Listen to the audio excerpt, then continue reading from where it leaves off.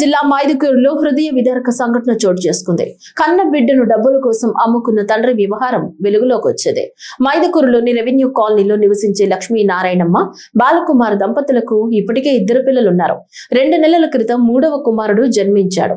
అయితే మద్యానికి బానిసైన బాలకుమార్ ఆ శిశువును 50,000కు విక్రయించినట్లు సమాచారం. చెన్నూరు ప్రభుత్వ ఆసుపత్రిలో కొందరు ఉద్యోగుల సహకారంతో ఈ వ్యవహారం జరిగిందని ఆరోపణలు ఉన్నాయి. తల్లికి ఆపరేషన్ చేయించాలనే నెపంతో ఈ దారుణానికి పాల్పడినట్లు తెలుస్తుంది. ఈ విషయం స్థానికులకు తెలియడంతో వారు ఐసిడిఎస్ అధికారులకు సమాచారం అందించారు. వెంటనే అధికారులు ఘటనా స్థలానికి చేరుకుని పోలీసులకు ఫిర్యాదు చేయడంతో అసలు విషయం బయటపడింది. ఈ ఘటనపై పోలీసులు కేసు నమోదు చేసి దర్యాప్తు ప్రారంభించారు. బాలుని రక్షించి భద్రత కల్పించేందుకు చర్యలు చేపడుతున్నారు.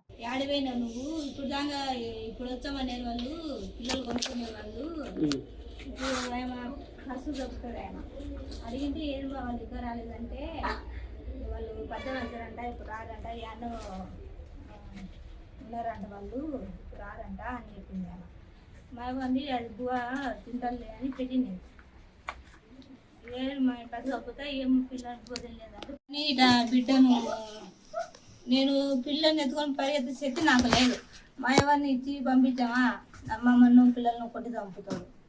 అందుకు మేము భయపడి మేము ఏది ఏమో నీ ఇష్ట ప్రకారం అంటే మేము సైగ్గా ఉండేది అంటే ఏమన్నా నన్ను కొట్టి చంపుతాడు. ముందే నాకు బాగలేదు, ఏదైనా చెప్పుకొని నా వాళ్ళు ఎవరు లేరు. పెద్దమ్మ వాళ్ళు ఉన్నారు కానీ వాళ్ళు నాకు పట్టించుకోరు. ఎవరికైనా చెప్పుకొని నా బాధ నాదే మైమోనిటీ నేను చెప్పుకున్న నా బాధ అంతా. అట్లా ఇద్దరిని ముందే కొట్టి వార్నింగ్ ఇచ్చినాడు.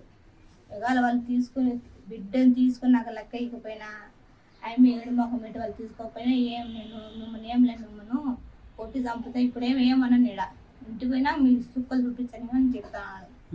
ముందే కొట్టినాడు.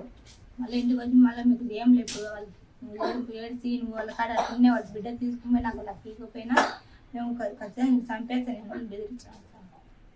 నేను శనివారం వచ్చినారమ్మా మీరు ఇక్కడికి? శనివారం ఆడ సిద్ధారెడ్డి పల్లె దగ్గర శనివారం నిన్న నువ్వేం చేస్తుంటావు?